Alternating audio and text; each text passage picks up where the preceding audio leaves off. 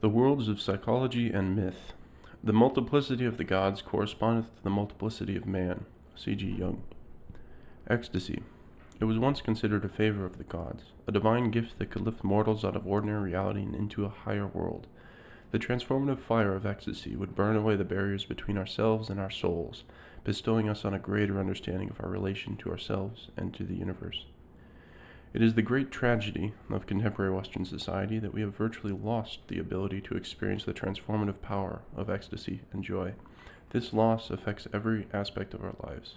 We seek ecstasy everywhere, and for a moment we may think we have found it, but on a deep level we remain unfulfilled. Our materialistic society teaches us that the only reality is the one we can hold on to, the only thing of value, what we can take to the bank. Our spirits need nourishment as much as ever, but having excluded the inner experience of divine ecstasy from our lives, we can only look to its physical equivalent. And no matter how hard we look, or how many low-grade ecstatic experiences we accumulate, we crave more. This craving has led to the most characteristic symptom of our time, addictive behavior. So many of our lives are touched by addiction, if not our own, then that of a relative, a friend, a celebrity. Do you recognize any of these? The successful young entrepreneurs who think they need cocaine to give them the competitive edge. The supermoms who can't get through the day without a tranquilizer. The harried managers who need 2 or 3 drinks every night after work to unwind. The young children who try street drugs because they have already been touched by our society's bankruptcy of feeling. The college students who go to parties solely to get drunk or stoned. The dangerously fast drivers who are addicted to the thrill of speed. The inside traders who make illegal deals on the stock market because they're addicted to the kick of making money. The perpetual singles who go on from lover to lover, addicted to the first glow of romantic love. Addiction is the negative side of spiritual seeking. We are looking for an exaltation of the spirit, but instead of fulfillment, we get short-lived physical thrill that can never satisfy the chronic, gnawing emptiness with which we are beset. To fill this emptiness, we need to reconnect with the capacity for ecstasy that lies dormant within us. Our first step must be to try to understand the nature of ecstasy. One can often use myth to elucidate psychological processes, as I have done elsewhere. For example, in my book entitled He explored masculine psychology through the legend of Parsifal and the Grail. We explored romantic love through the story of Tristan and Isolde. This book explores the nature of ecstasy through the myth of Dionysus. In ancient Greece, Dionysus was the god of wine and ecstasy. The myth of Dionysus and the rise and fall of this cult offer perhaps the best elucidation of our loss of the ecstatic experience. Part 1 of this book explores the meaning of the Dionysian archetype of ecstasy and what its loss has meant for us. Part 3 suggests avenues we can explore to reclaim and express the true joy that is ours by birthright. Archetypes, blueprints of human behavior. The world of the ancient Greeks was formed and determined by their gods. In the larger-than-life actions of the gods and the goddesses, they saw the dramas of daily life. Today, the gods of Olympus seem to have little relevance. Our world is on a more human scale, molded by psychological forces. For us, Olympus is simply a mountain. But the fact that we no longer have Olympic realm in which to seek the gods does not mean that the gods have ceased to exist. The forces they represent express themselves in the way that's most understandable to us, psychologically, as modes of behavior. It is as psychologist Carl Jung once said, "We do not believe in the reality of Olympus, so the ancient Greek gods live on in us today as symptoms. We no longer have the thunderbolts of Zeus, we have headaches. We no longer have the arrows of Eros, we have angina pains. We no longer have the divine ecstasy of Dionysus, we have addictive behavior." Even though we no longer recognize the gods, we experience their powerful forces.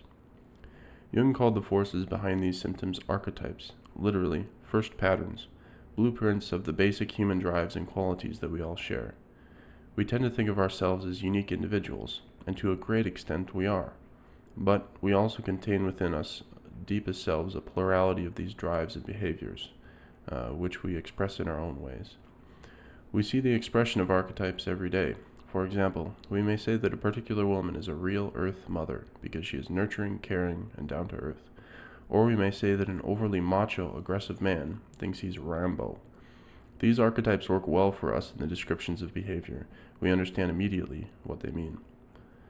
Jung considered the Greek gods to be perfect archetypes because their images were distinct and predictable.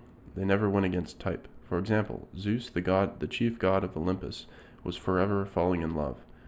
His wife, Hera, the goddess of marriage, was always jealous, always vengeful, always spiteful. It would be completely out of character for her to forgive Zeus or one of his lovers.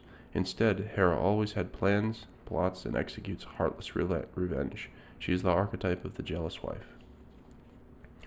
The basic forms and patterns of human behavior do not change. They merely put on the clothes and mores of a particular time and place. For example, in the West, we often express the psychological archetypes through our movie idols.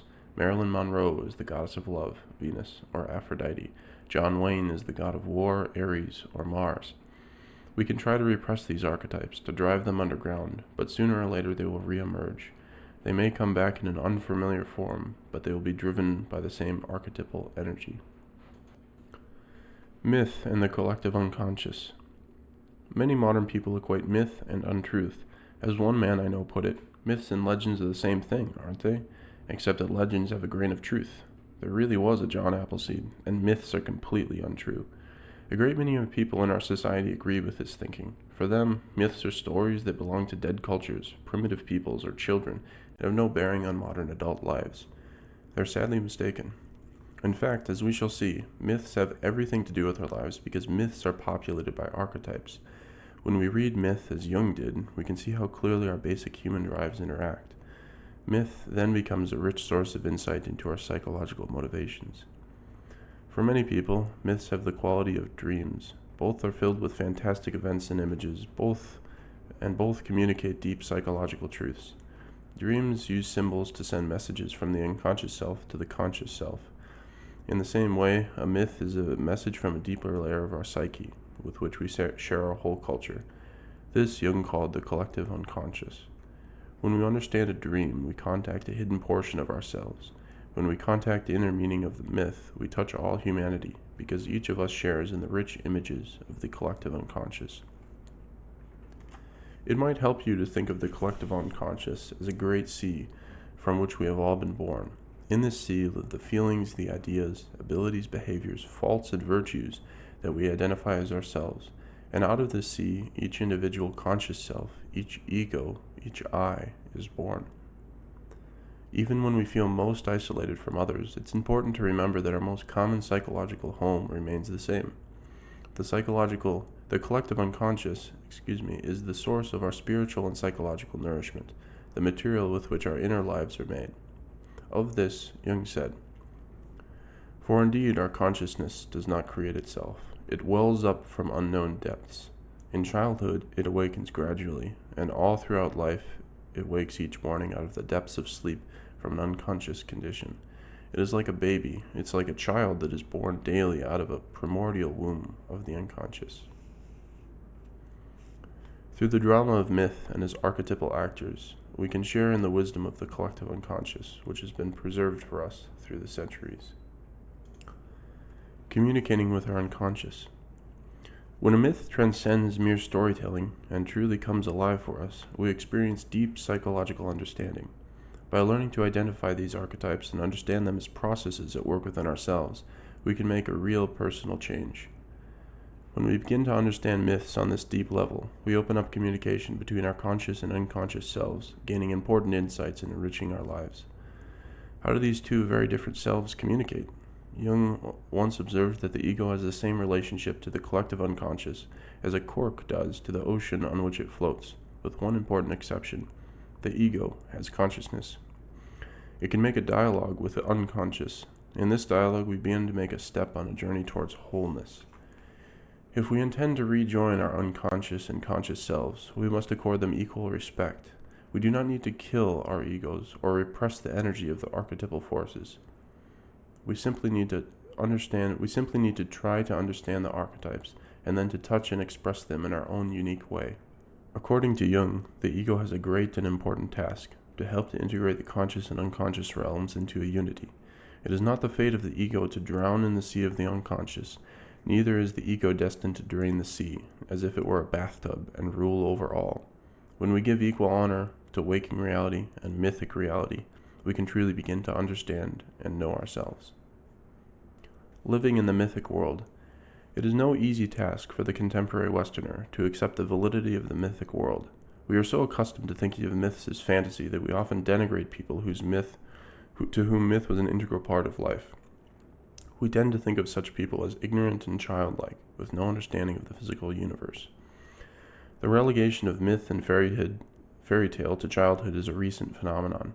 Before the 20th century, myths and fairy tales were the repository of the wisdom of a whole culture. The people in such societies had a profound understanding and respect for the psychological forces symbolized by these tales, and that understanding enabled them to experience a living spiritual dimension in everyday life. For the ancient Greeks, the gods were real. A Greek who saw a thunderbolt was reminded of Zeus, and so reminded of another simultaneous system of reality. In contrast, when we see a thunderbolt, we see a weather pattern and are often reminded to watch the 6 o'clock news for the weather report. This vision affects all aspects of life. Tribal people who experience drought will first think to appeal to the forces of nature by praying to the god of rain, who probably lives in the clouds. We, on the other hand, might fly a small plane into the sky, seed the clouds, and cause the rain ourselves. The tribal people will exert all the power they can muster to effect the change on a conscious level. A modern people will completely bypass the unconscious, because for them it is not real. As a result, we tend to make changes that are expedient, but not necessarily prudent. Because we consider only our immediate needs and not the needs of the whole system, we have no idea what unconscious forces are setting into motion and what long-term consequences of our actions will be. To remedy this error, we must bring myth back into the realms of subjects suitable for adult consideration. We must learn to accord the inner world described in myth in the same respect we give the outer world described by science. When we understand and accept myth as a living picture of our inner world, we will be on our way to effecting real change.